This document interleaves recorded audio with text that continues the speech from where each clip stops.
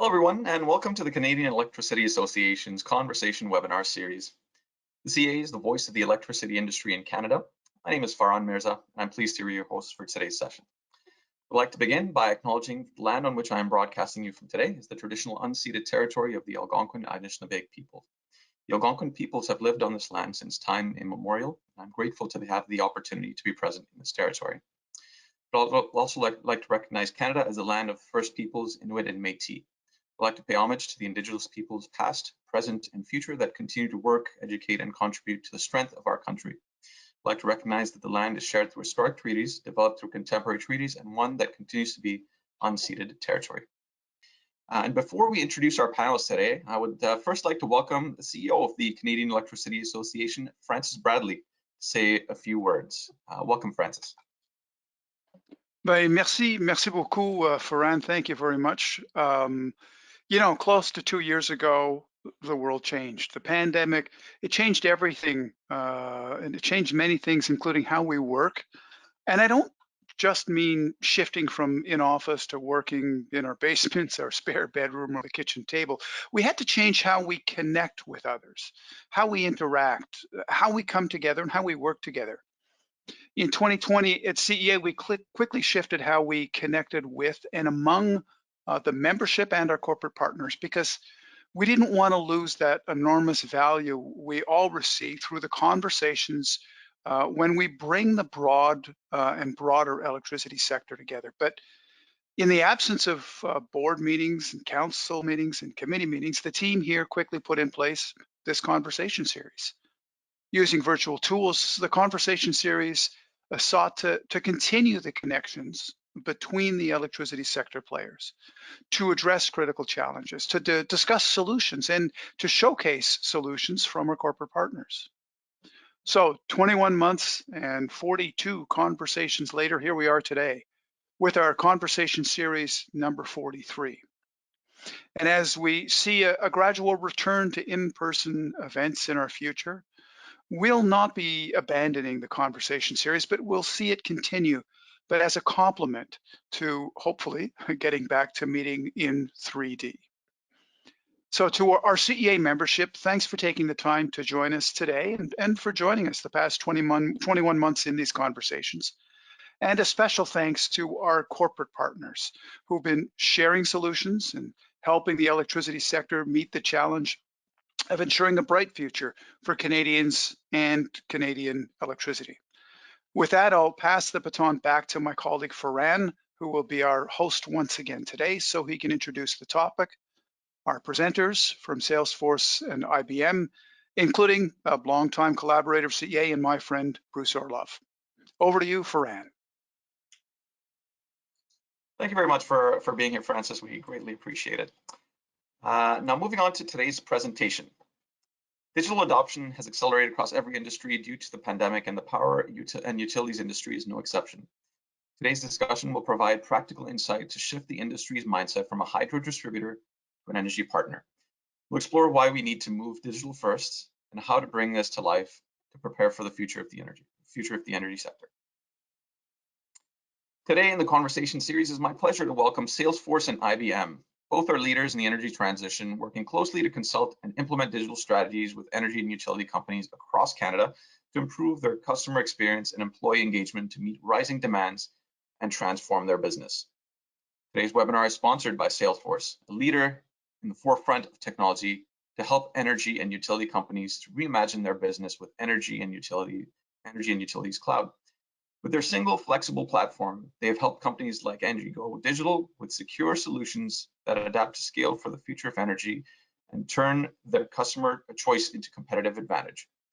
We'll dig into this more in our conversation today. So without further ado, I'd like to welcome our virtual stage today's panel of speakers. I'm pleased to welcome from Salesforce, Ronald Starveld, Distinguished Enterprise Architect, Energy and Utilities, Salesforce. Peter Campbell, Principal Solutions Architect at Salesforce, and from IBM, Gary Wasselin, Partner Utilities at IBM Consulting, Bruce Orlov, Partner Energy and Utilities at IBM Consulting. Together, they'll bring their practical experience to dive into the trends driving the energy and transformation in Canadian utilities and share best practices on how companies can leverage this as an opportunity to amidst disruption. Looking forward to this conversation.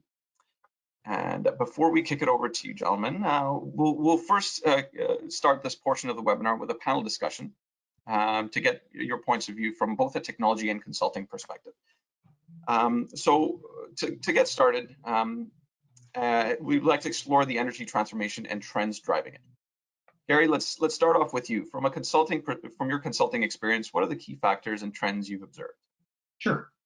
So from my perspective, the two biggest drivers are stakeholder expectations and continuous drive to improve efficiency. So let me just talk really quickly about each of those. Stakeholder expectations. So each of us as individuals has experienced, the impact of digitization. Think about the way we use technology day to day and how that's changed our lives. Everything from banking, shopping, how we consume information, news, weather, sports, how we communicate with one another, whether it's one-on-one or in social groups. The technology has clearly changed how things happen. And forget 20 years ago. Think about how things have changed just over the last 3 to 5 years. And for each of us, it impacts our expectations regarding digitization in practically everything that we do. So the best digital experience I've had becomes my expectation of all digital experiences that would follow it. So if you think about Uber, for example, I know exactly where my driver is. I know what time my ride will show up curbside. When I deal with a utility, I want the same experience, whether I'm waiting for a technician to show up on a service upgrade request or it's responding to an unplanned outage. I really like information real time on my phone and to the same level that I can get through other providers. And, it's a tall order for utilities to deliver that, but that's what customers are looking for. And it's not just our customers, it's also our employees. Because if you think about how we use technology in our day-to-day lives, we don't want to take a giant step backwards when we show up to do our jobs. We want the same enabling technologies that allow us to deliver our jobs day to day. And it actually can become a differentiator in terms of attracting and retaining high-performing talent. They want to work where they've got the tools to do the best job. So that's stakeholder expectations. The other driver is operational efficiency. Of course, every enterprise is looking to maximize profits and dividends for their shareholder, and it doesn't matter, whether that shareholder is a municipal or provincial, municipally owned utility, or it's an investor-owned utility. They all have the same expectations, and the executive and management are looking to deliver against those expectations. So, to the extent that implementing digital solutions can help improve efficiency, drive out costs, transform and move towards customer self-serve, anything that can be done that helps lower operating costs is certainly a key driver around digital transformation. And I'd add one more, and it's not applicable to all utilities, but certainly the consolidation in the industry is another driver. There's clearly utilities out there who have a long-term strategy of a growth through acquisition, and there's a number of utilities who are acquisition targets. Clearly, as a seller, someone's looking to realize best value when they sell the utility. They also understand that their regulator is looking for improved customer service and performance.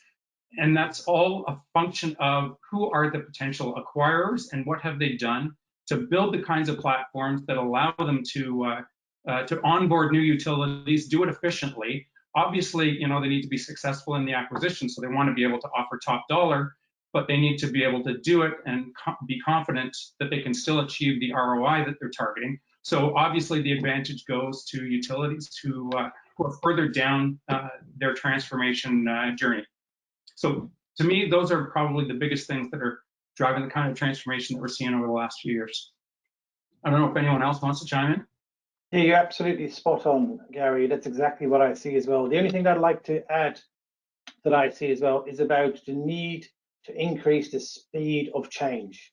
One of the advantages of actually going ahead with the digital transformation is the ability for organizations to change very rapidly demands from the market coming through, competitors, whatever the drivers are, is a real reason for companies to step up their digital transformation efforts. So I would just add to that, Ron, because I agree, the change, right? So how do you do it? You enable your employees, and Gary mentioned a little bit, enable your employees with tools that allow things to occur quicker, right? Well, you got to digitize, you got to give the tools, take the tools out of the, the centralized IT, still have governance with IT, but give some tools, some abilities to your employees to be able to drive that change. Absolutely. Empowerment. Mm-hmm. Yeah. The great ideas, got to get those ideas into action quickly. Yes. Fantastic. Thanks everybody for your comments. We'll move on to the next discussion point. So, Bruce, you were mentioning, given these prevailing factors and trends, it's evident that the energy transition is inevitable. Let's start with you, Bruce, for this next question. Why is digital transformation so crucial right now to meet customer expectations in this industry?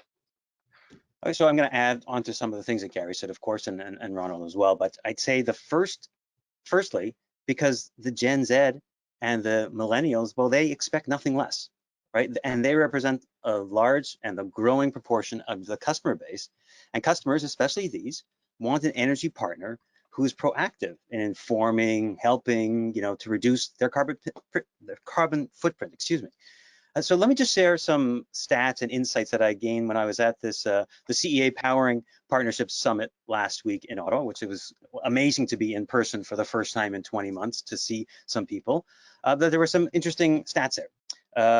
In a North American survey just done, I think it was earlier this year, about 2/3 of the customers believe it's on the onus on their utilities to drive sustainability and energy conservation, but only 13% believe they're doing anything at all. So it's staggering, right, in terms of what they think is going on. 61% agree providers should help consumers use energy in the most efficient way at the most optimal time. And I think this is most telling. 54% of Gen Zers and 41% of millennials would allow utilities to control home devices if paid, versus only 26% for Gen X and 15% for boomers. So you can see the dichotomy between the various generations. And then bringing it a little closer to home, there's about 71% of Canadians want their utility to provide advice on how to conserve and use energy efficiently. Now, of course, utilities want to help customers decarbonize and navigate this space. And the only way to address this new breed of customers and achieve climate change and sustainability objectives is to start or accelerate, as the case may be, your digital transformation now. So if we go back quickly just to the customer perspective, as Gary mentioned, customer expectations are changing. So utilities need to understand the customer better by leveraging data to personalize interactions, whether it's bill inquiries, changes to accounts, personalized offerings.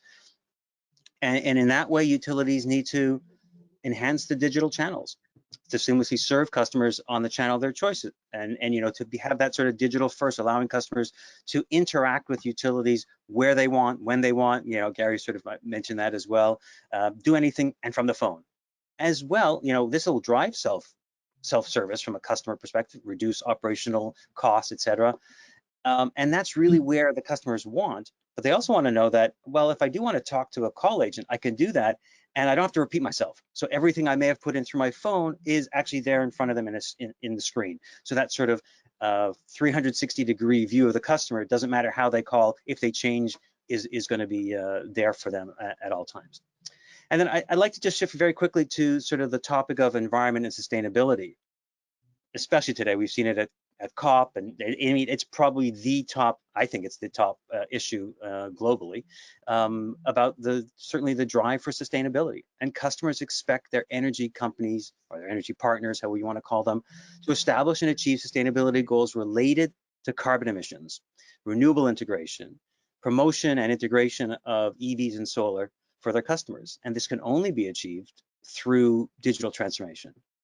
By doing so, this will, drive net zero emissions, hopefully, result in fewer and more efficient truck rolls, which of course will, be a cost saving for utility, but also reduce emissions. Better predicting outages, dispatching crews, enabling renewables by understanding and managing the demand and supply, and also, predicting and simulating the impacts of projects, whether that's construction on the distribution, transmission, or generation side, and how it impacts the environment. So ultimately, digital transformation will elevate the brand image. And I think the bottom line is, if you do not change, your customers will find new ways to source energy that will ultimately result in lower revenues on an ever-growing cost of assets and infrastructure. So it's like, that's the, that's why they need to act now, because I think that's important too. Not just that has to be done, but it has to start now. So anyone else want to sort of jump in on top of that? No, Just one quick thing to add, and you sort of touched on it. We're all looking for those types of changes from our local utility that we buy our electricity from. If they don't fulfill what we're looking for, it creates a void in the market. And there's third parties who will step in and provide some of the tools and technology that help consumers to reduce their carbon footprint, reduce their spend, et cetera. And it really is a battle for ownership of the customer relationship, because in an extreme world, the utility really loses their relevance to that customer. So it's a matter of, make the changes that your customer base are looking for, and do it before someone else does it for them. Ron, did you have a comment that you want to share? No, absolutely. I think Bruce and Gary have covered it 100%. Outstanding. Thank you very much. We'll move on to the next discussion. So there's a lot of value to unlock through a digital transformation, but how do we ensure the rollout is successful given the investment, time, and resources needed? Ron, given your experience leading digital transformation projects at Salesforce for customers, let us start this question with you. What are key factors to set up a digital transformation project for success, and any advice on overcoming any cultural resistance to change? Yes, digital transformation is not easy. Let me put it out there at the beginning.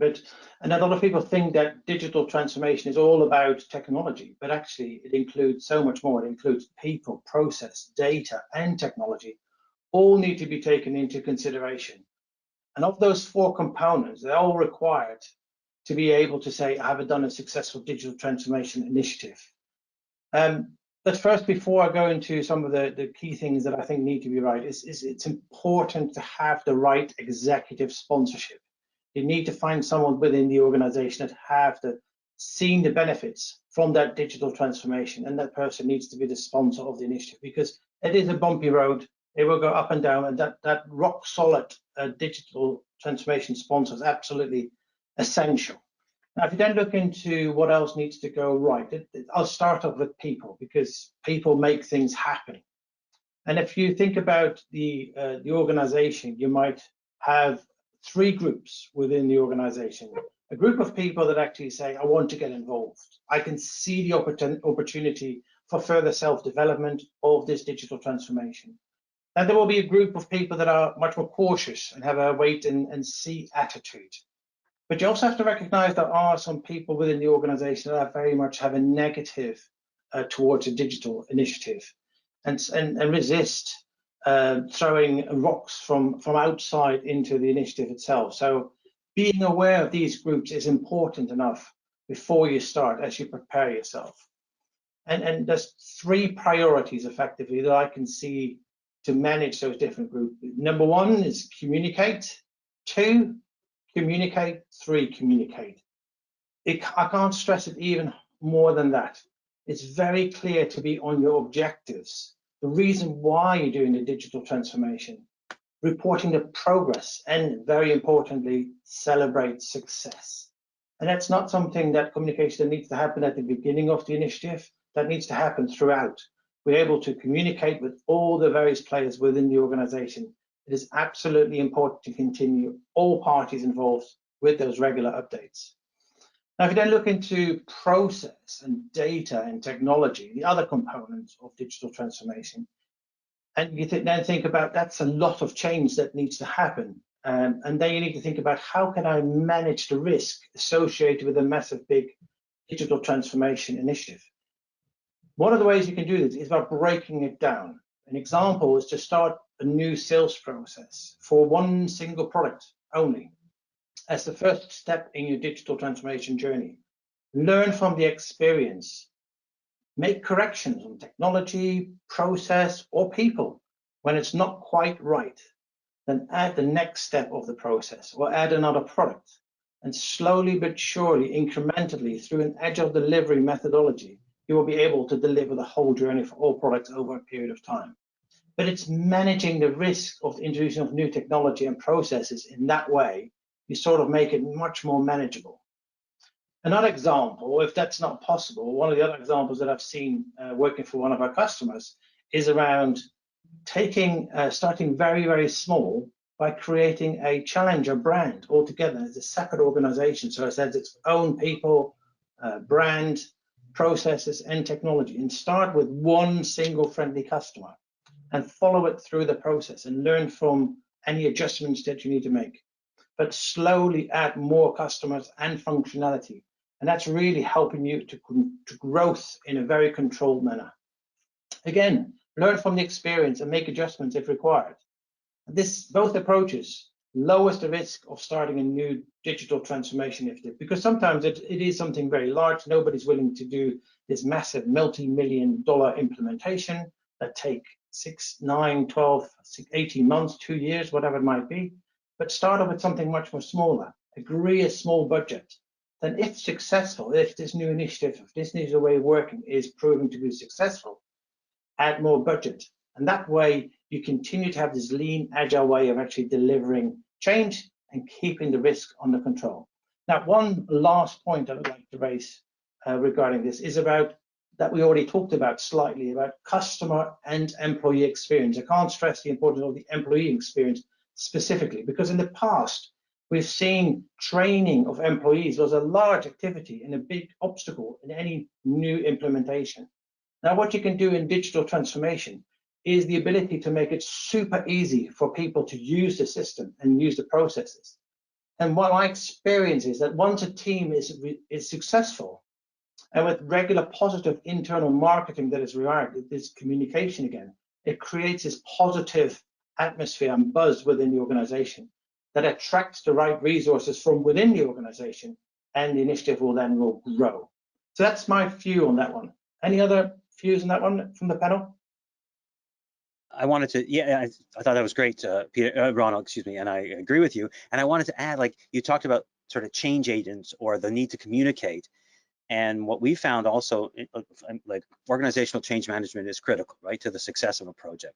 And what we found is that we try to engage or have our customers or clients engage, take those detractors, make them the change agents, make them the ones who are like, no, I don't want change. But if you actually give them that sort of power and say, wow, I can really change the way I do my job. It's more efficient, or I enjoy it more. I think that really helps. So it's really taking those adversarial type folks and turning them into your sort of the people who are going to help move the company forward. Absolutely. Yeah. Any other comments from the panel before we move on to the next point? Great. You're on mute. Thanks, folks. Sorry, did I Sorry, hear no, a question? I thought they covered it well. I'm just keeping an eye on the time. Perfect, yeah. All right, moving on to the next discussion. It's undeniable with the current trends, the energy transition is here, and digital transformation projects are happening across the industry. From what you're seeing working with customers in the energy and utilities, how are they altering their operations through technology and digitalization? And this one I'll open up to anybody, if anybody would like to take a crack at this one first. Yeah, I just want to throw something in that I've seen working really, really well with regards to the operational processes. And what we have seen in the past, where the conversation that we had with customers was very much scripted through questions and answers. The new digital transformation allows to have that dialogue with the customer much more on a personal level. It's a much more open, more humane conversation with the customer. And that's where the agent already has a solid amount of information, even before possibly the customer actually is able to ask the questions that they might have. The agent might already know, because the technology allows them to provide information in front of them to actually see this might be the reason why the customer is calling. And having this personal conversation is so much more of what we would like to have as humans, rather than this very constricted type of questions and answers type of dialogues that we are so used to. And I think that's absolutely a change that needs to happen on the operational side. And I'll just add one of the things we're seeing with our clients is a willingness to try things and, fail fast, but understand that this isn't the old way of delivering solutions. So our garage method really has us working very collaboratively with clients, generating a large number of ideas, germinating the ones that make sense, trying them out. Certainly a lot more appetite for a minimum viable product. I don't think you'd hear that phrase 5 years ago, but try something out. Let's see what works, and the things that are working, build upon them. But no longer starting with it's got to be a complete solution in iteration 1, and a willingness to do some things that don't pan out just to find the golden nuggets. And I think also one thing that everyone has to be conscious of, utilities, or doesn't matter the industry. It's like you're not going to digitize or transform or do stuff just to do it, like just to take something that's analog and make it digital. Really, it's an opportunity. So take like a new approach to how you do your business, not just taking the old stuff and digitizing, but really changing the way business is done, change the processes, take advantage of the fact that now you know not only know where the data is, know what it means, can you take action on it, but change the way you were doing your processes in the past. Couple other things I'll mention if I can, Ron. So one of them is because of COVID, this has really changed the way that these companies do business. And for example, their call center agents or the salespeople need to be anywhere, right, and work from anywhere. So digitizing and having a single source of truth, or what we call a single pane of glass, so they have a complete view of the customer wherever they are, so they can be anywhere, with integrations to back-end systems, and be able to answer those customer calls, immediately. So that's been a big thing. And then, there's been a lot of talk about smaller initiatives. I see every day, different companies doing initiatives on things like low income. How do you deal with low income folks, right? And how do you do that in a kind and easy manner? So that's been really big. And then all the sustainability and the EV charging and all that, which I think Gary was mentioning before, where people are going out and they're buying these point solutions to do this, right? But what that does is just creates more silos. If you think about it, it really does. So you want to have that foundation, that one place where you can go and handle anything as far as whether it's energy efficiency, sustainability, clean energy, you name it. It can all be done in one platform. I think that's the goal. Great point, Peter. Absolutely agree. And what you can see that information, that central glass of pane that Peter was talking about, is not only for the call center agent, but actually can be used by the field engineer as well at the same time. So they're all using the same data and having the same information. So it doesn't matter who you're talking to within the company. Everybody has got that same view of that customer, which makes it so much more better for the experience of a non-customer perspective. So just on that point, Ronald, because I was just going to mention that the new customer service agents, not the new ones, but customer service agents are not just customer service agents. Technicians, linemen, those journeymen, they are the face to the customer. I know there was a story, like, I think it was a few years ago, I can't remember, there was some outage in the Toronto area, so Toronto Hydro, people, like the linemen, they're the ones who are talking to the customers. So if they have that information in their tablet, they could actually give them that information without them having to say, well, you better call, the local utility because I don't have that information. So they're the new face, or one of the new faces to the customer. Absolutely. So data availability to all of the employees of the utility is critical. Fantastic. Any last comments before we move on, gentlemen? Excellent. Well, that was fantastic. We will wrap up the panel section of this webinar and move on to a demonstration side. Again, I'd like to thank all panelists for that very interesting discussion, especially hearing different perspectives on preparing for the energy transition and how companies are transforming today. To wrap together the great insights shared today, I'm looking forward to welcoming Peter Campbell, Principal Solution Architect at Salesforce, to take us through a live demo to show firsthand how technology can empower employees and meet customer expectations for the future of energy. Peter, we'll transition over to yourself. Great, thank you. My screen jumped, so great. So I'm going to I'm going to be playing the part today of Mike, and Mike is an operations manager with a company called the Schultz Group. So Mike is in charge of a number of different buildings that the Schultz Group owns, and he just got out of a Zoom meeting actually where his CEO has just announced an initiative to reduce their carbon footprint by a certain period of time. So they have goals that they have to get to pretty quickly to start reducing that carbon imprint on footprint on for the Schultz Group. So as part of this, Mike can log in. So he logs into the utility site, kind of like my account, if you will. And he can do a number of things from there. And when he's thinking about getting on board with this sustainability program, he wants to find out what he can do. So he can look up what nice thing about Salesforce is they have this new sustainability cloud, which can really work with the energy and utilities cloud to really tell the company how they're doing across the board on the climate and sustainability. So if you look here, he's looking down through, you could see the total carbon footprint and kind of where things are happening, right? For example, the office and fleet vehicles are certainly contributing the most here. You can go ahead and expand that and go down a little bit more.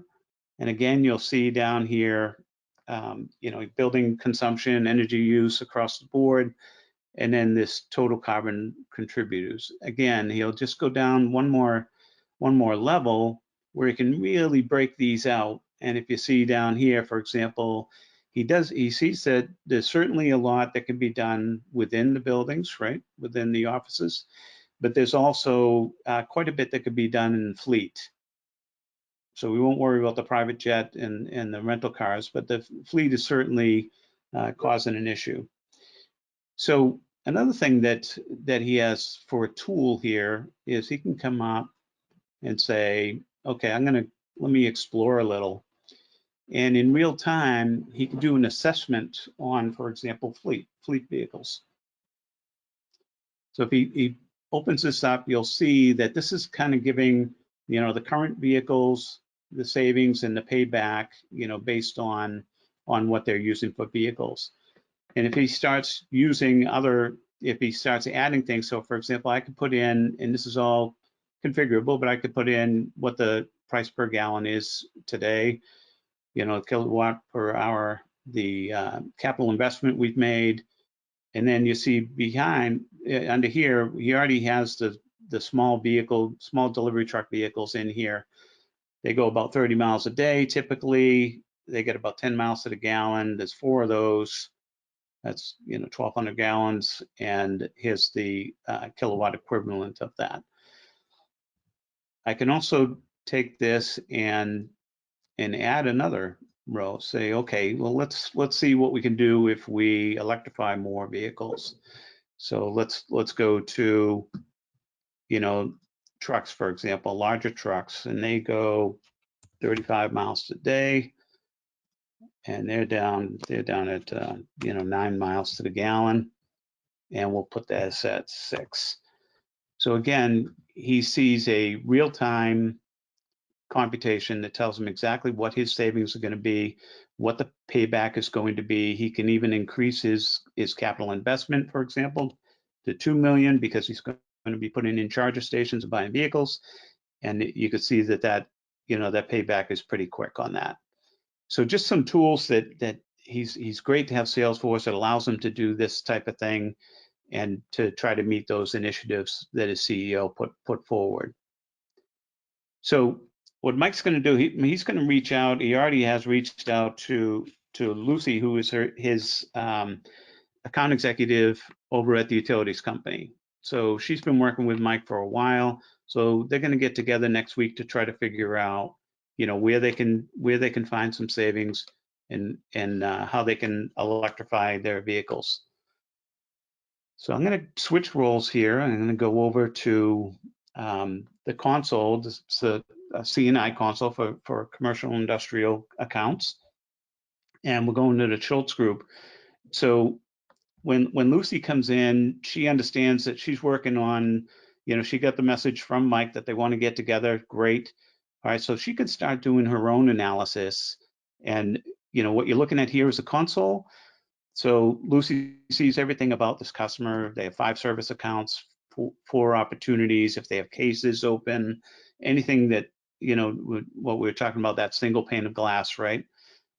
Their bills, their statements, everything, even, things like their relationships. So how do those different buildings, right, or service points match up here?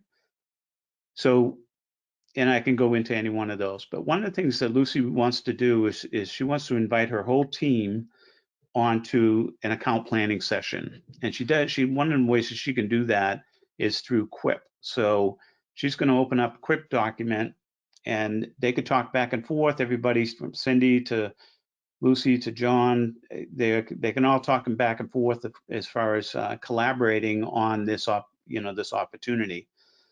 And down here we see that we have a linked document, and I'm going to pull that up. Lucy will pull it up, and she can quickly see a lot of things. What's the purpose of the account plan, executive summary, things like that. And then once this comes up, you can see any reports within it. You can talk back and forth with people. It's going to capture those conversations within the document, see all information, even look at reports, right? So she can quickly see that one of their premises, their service locations, 120 Park Street, has some pretty good spikes, especially, in the summer. So great. Okay, there's something that she can do about that for sure. So she's thinking possibly energy efficient heat pumps would help here. So I'm going to close that, and I'm going to go directly to that service point. So here's the service point. We have all the information about that service point. For example, the meter information, the location, average monthly usage, etc. And so she can go right into that and take a look at what's going on with that service point. And then she has a savings calculator that she can start looking at other products and other energy efficiency products that can help her, help her customer. So I'm going to go ahead and add a measure or a product, right? So she's going to say, all right, let's talk heat pumps here.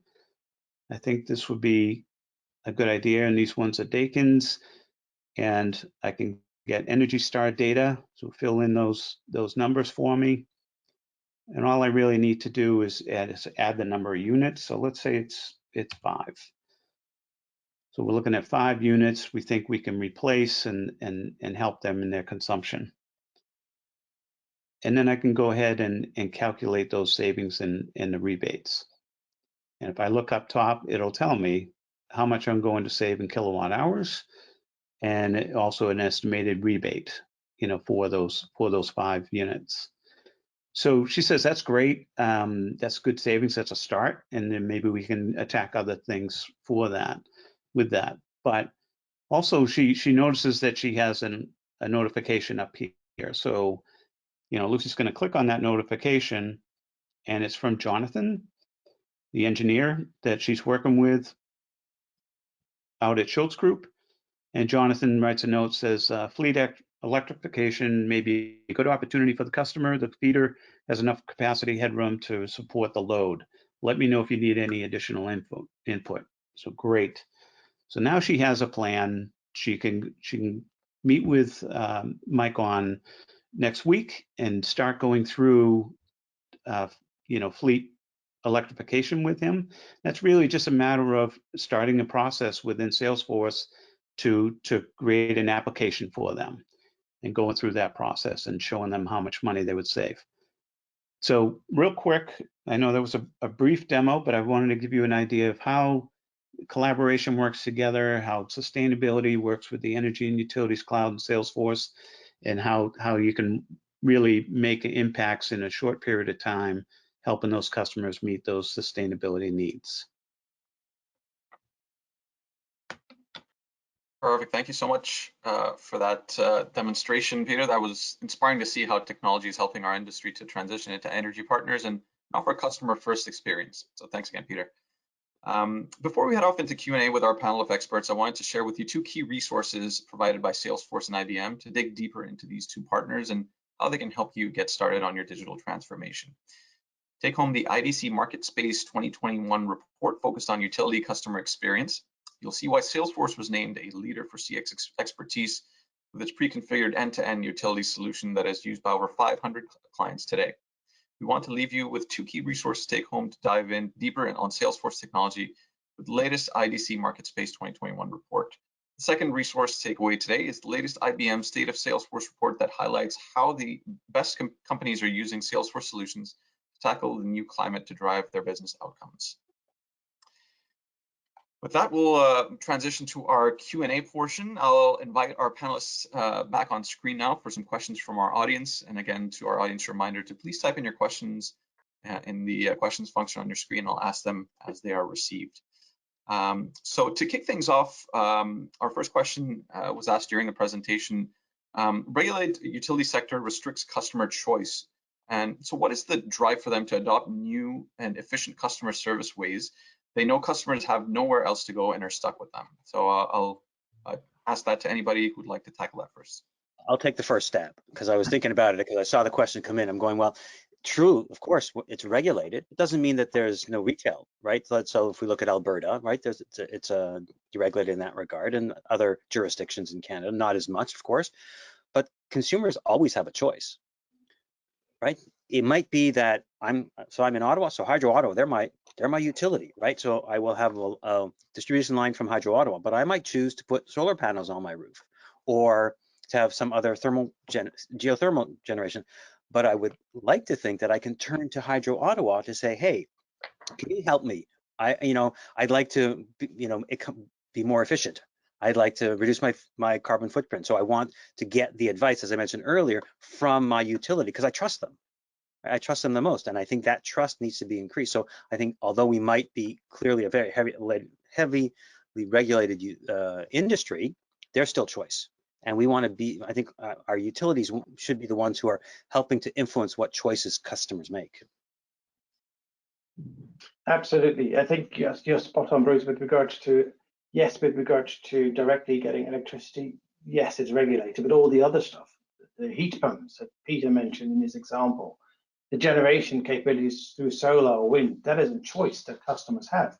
And by making this digital transformation so easy, the customer should be able to say, okay, and this is so easy to work with this particular customer, I'm going to go with all my energy needs. And that's a real driver towards for any of the energy companies to actually do a lot more than with regards to the digital transformation to make it easier. The other thing that is really important, and I mentioned it before, is when you look at it from a customer perspective, absolutely there's a reason why, but also from an employee perspective. This is the attracting the right staff and maintaining the right staff, retaining the staff is extremely important in this very competitive market. And that's not a driver for any of the utility companies to actually do this digital transformation. I sort of had 3 answers to this question. The first one is, with superior customer service, the whole goal is to reduce call handle times, reduce the number of calls, drive down the operating costs of servicing those customers. So that to the extent that you're offering good customer service, you're meeting all of those objectives. So that's the first one. I've seen several of my utility clients highly motivated by staying out of the Globe and Mail.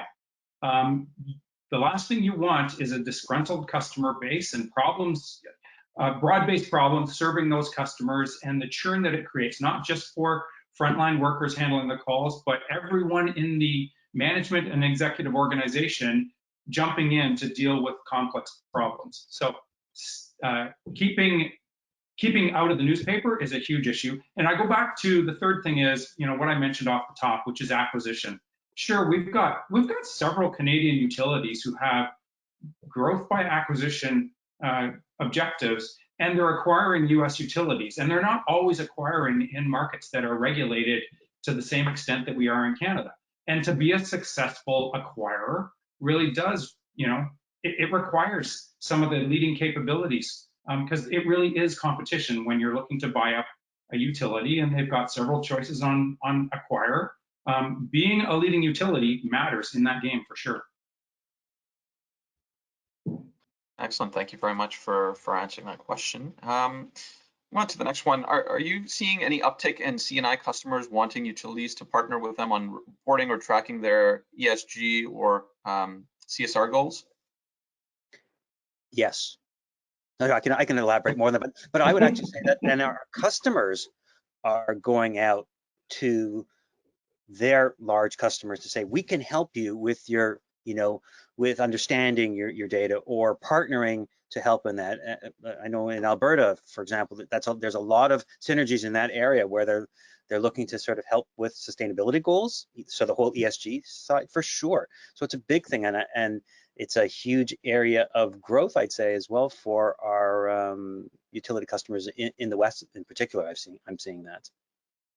Yeah, I agree. I see that, and this side of the world as well, in Europe, there's a huge demand specifically for C&I customers, that utilities working together of actually driving forward their zero carbon targets that they might have in order to be able to have distributed energy generation and storage capabilities that your energy utility provider can help you with. So I see that is a growing area. There's massively. The other thing that Peter mentioned with regards to in the demo is about Sustainability Cloud. So Sustainability Cloud is a new product of Salesforce, and I see more and more uptake specifically from C&I customers to understand what their carbon take is with regards to scope 1, 2, and 3 that is able to actually capture and actually help the customer prepare a plan of how to get to their zero carbon targets by a particular time. So that's something that is absolutely a growing need that comes through from customer demand. Well, that was exactly what was brought up actually last week at the Partnering Summit. It was, I forget her name, from Shell, who leads Shell in Canada. She was talking about the scope 1, 2, and 3. So all three of them, and it's a balance to be able to get to that net zero emission. But you think, hearing that from Shell, right? Don't think of that, but that is clearly with the direction where large industrial customers are going. So they need help. Try to do it themselves, but they need help to get there. So I'm actively involved in the Shell discussions on this side. So yes, very much a very lively topic at the moment. Perfect. Thank you very much. The name of the person was Susanna Pierce. There we go. Right. Yeah, it was a great presentation. Yeah. So we have another question coming in. How are utilities finding ways to fund their digital transformations?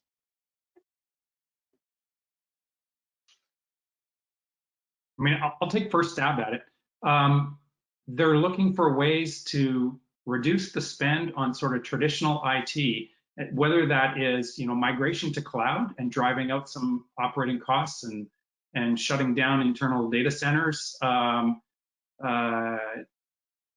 moving to more efficient delivery models in IT, working with third-party providers that can help drive out efficiency, and also looking for self-funding models. And back to what I mentioned earlier about our garage method, part of the idea here is generating ideas and examining business case early and adopting the ones that provide, self-funding. And as soon as you start working on a portfolio, the first couple of digital changes are used to fuel the next ones that come beyond them.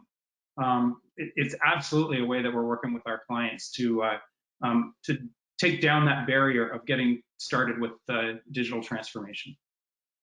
Yeah, what I would like to add to that, Gary, is around the fact that a lot of the utilities are looking at it from a commodity perspective, but as we already started to talk about, beyond commodities, so energy generation capability, which requires additional revenue streams potential that utilities have. In order to have these efficiencies that you were talking about, by having this self-serve capability for your customers and the cost saving that you make and the cost saving that you make on the IT side and the IT spending, then those revenue and people can then be used for the additional capability that you need to offer to your customers with regards to anything to this non-commodity side that you would like to help. So it's really moving around the resources that you have from the commodity side to the non-commodity side to be able to sustain moving forward. And that's a major big driver for a lot of the utilities to do this digital transformation.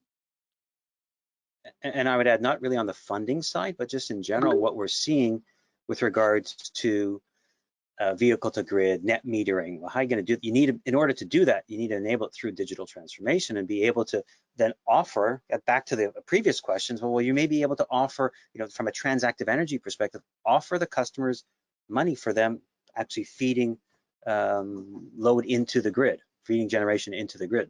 So I mean, it's a little bit of a stretch, but it's something that's now and happening. I think there was even discussion in the news just the other day about offering opportunity to, maybe it was Hydro One, I can't recall, where they're looking to enable vehicles to power into the grid when there's outages. I can't remember, I saw it just the other day. So it's definitely happening, and it's, experimentation now, minimum viable products, proof of concepts, that kind of thing, but it's the future. Yep. Yeah, I've actually seen that several places recently, Bruce. Power back to the grid from vehicles. There's a lot of Canadian utilities looking at what's it going to take to operationalize that, and what's the business case behind it. Yep, vehicle to grid is something that is coming, and it's already here, and it's just going to expand even further. And then if you think about some customers will not have a vehicle, an electric vehicle, but actually they see more and more investments in home battery storage capability, and actually making use of that additional capability to store energy on a local level and sell that on as a service from a utility perspective, and have that flexibility is something that I can see. Now, you might say that might not impact that much but if you think about it from a high level, from an aggregated level, that is actually adding up to quite a significant amount of storage capacity that you're generating. I actually think it's going to be a significant contribution in the future. It's where we're headed for sure. Yeah. Especially by 2035, when there's going to be only electric vehicles manufactured by many of the vendors, right? So, I don't know. Half of us on this call have probably already bought our last gas vehicle. Yeah, for sure. I'm trying to get my EV, but supply chain and not utility. Soon, yeah. Okay, one more question. What is a good foundational first step in utility digitalization that sets you up well for progress? Would you say to start by winning over employees first, like with mobile platforms or better UX, or to provide some customer value first, like a better customer self-service experience?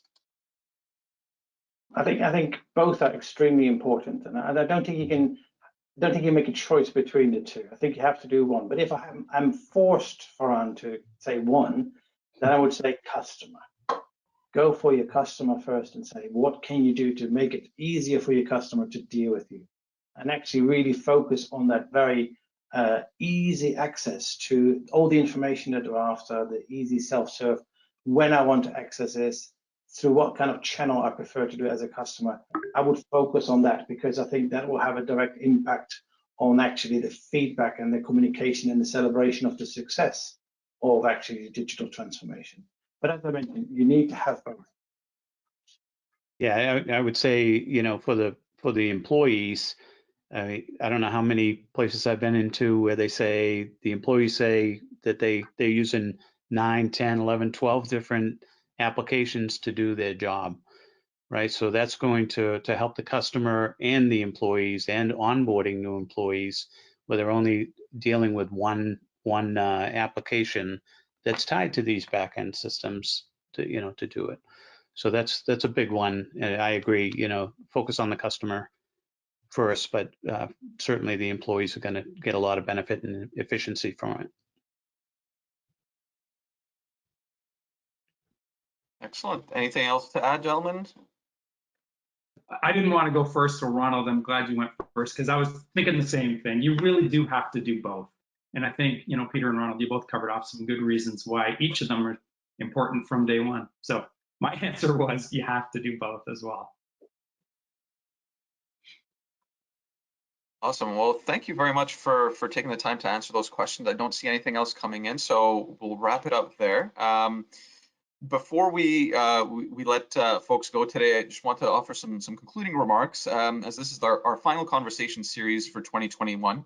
We will be back with more topics and discussions from our industry leaders and experts in 2022. You can find all of CEA's future events and webinars in our monthly newsletter, Current Affairs, or you can go to the news and events section on our website at electricity.ca.